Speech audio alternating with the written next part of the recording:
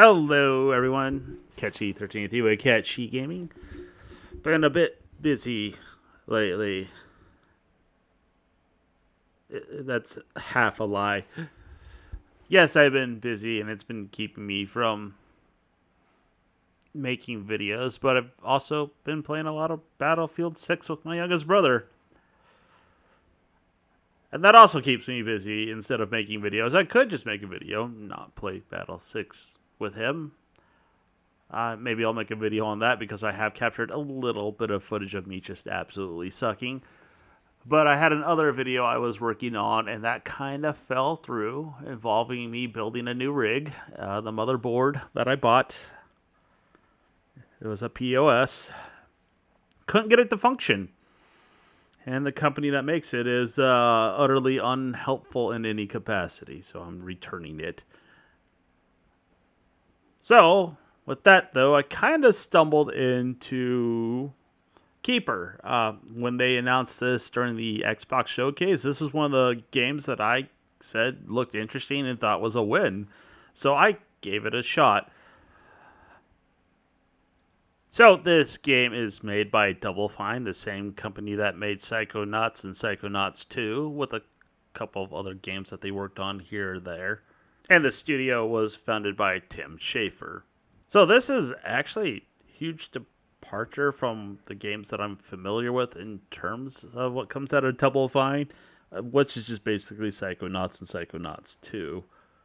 There's no real quirky humor going on, and it's more of a visual story than anything. No real dialogue of any kind, no real interface either. I mean, it'll occasionally give you hints on what buttons to push, but other than that, what you see on the screen is pretty much what you would see all the time. There's zero interface, which is neat. I'll give it that. Now, I was kind of trying to figure out how to classify this game, and I guess Walking Simulator would be apt as part of it, maybe with a little bit of like platforming here and there and some really, really light puzzle elements at best. Now, unfortunately, this game did come out a few days before my Xbox Live Game Pass expires, and with the increase in price, I just couldn't justify to keep paying it just to play this game and finishing it. I'll have to wait till there's like a stockpile of games that I want to finish via Xbox Game Pass before I sign up for that again for at least another month, because I'm not paying another $16 just to finish this game. But I have a bit of a feeling I got a good chunk through it, which is another reason why I'm just not going to pay another $16. So you're just going to sort of get what my initial impressions are. So in terms of visuals, it's what kind of intrigued me and attracted my attention to it. It's an artsy-fartsy kind of thing with a very unique art style, and I actually really, really like it. It's very visually stunning to look at. And it's not like an ugly game by any stretch of the means. It's kind of bizarre, which I guess that is kind of in line with the whole Double Fine sort of art style, but it, like I said, doesn't have any dialogue, which is fine. It's all about the visual storytelling of what's happening in the game, where you play a lighthouse that somehow became sentient with a bird that they named Twig, who looks like it's also made kind of out of wood. But yes, like the overall visuals of this game are actually pretty interesting. I'll give them that. That's actually really neat. And the lack of an interface, it just depends on what kind of game you're playing. I'll give them props for that.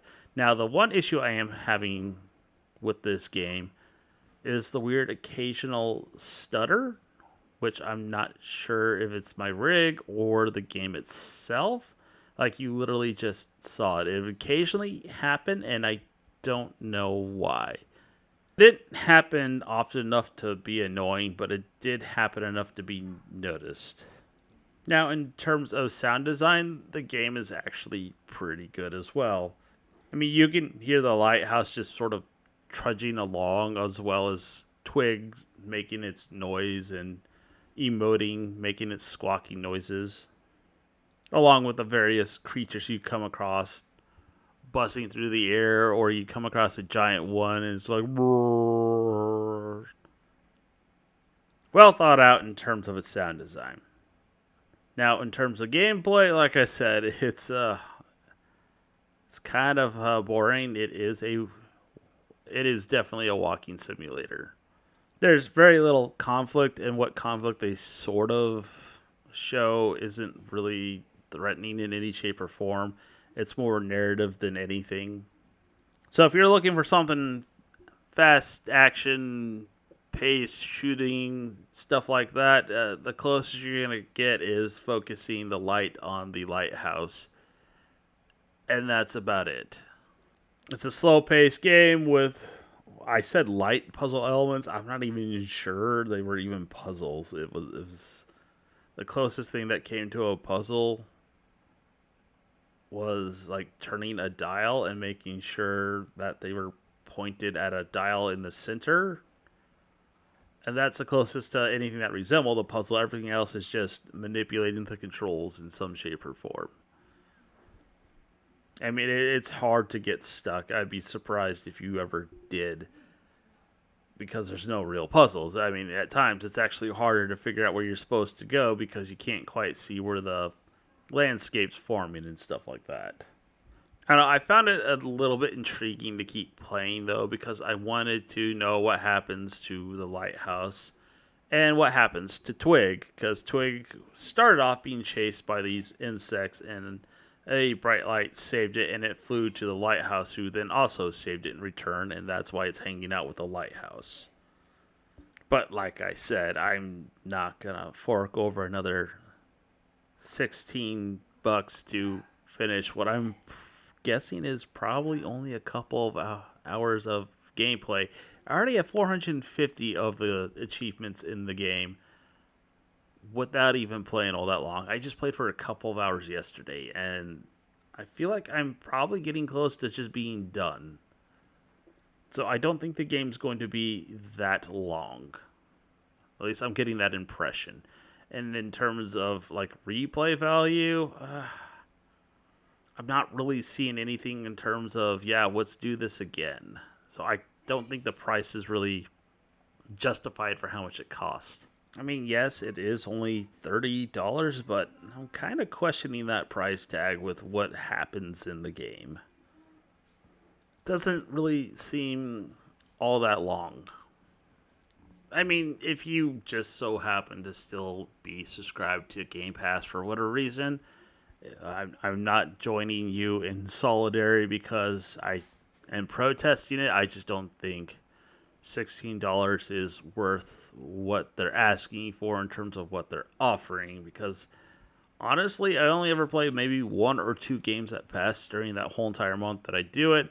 And with that $16, it's just now going to be, yeah, I'm going to have to wait till there's like a stockpile of games for me to play and to even just justify the cost of doing at least a month. But otherwise, I would not purchase this game, not for $30 at least. I mean, it's kind of a shame because, yes, I like the art style, I like the sound design, and I know it probably took a lot of time to put it together, which is the sad part about it. But I just don't think the price is there for what game you get. It's not complicated in any shape or form. It's very basic, and the only driving force, at least for me, is finding out what happens to Twig in the lighthouse. And I'm pretty sure that's just going to be a one and done. It also feels a bit of a departure from the Double Fine games that you see. Maybe not on a visual level, but the gameplay and the rest of it, yeah, it does. So, I mean, you would have to assess that for yourself to determine if you wanted to play this game with Game Pass or just buy it outright. My opinion, it's not worth buying outright at $30, and it's not worth 1 month of Game Pass either. Anyways, if you made it this far, thanks for watching. Have a good one.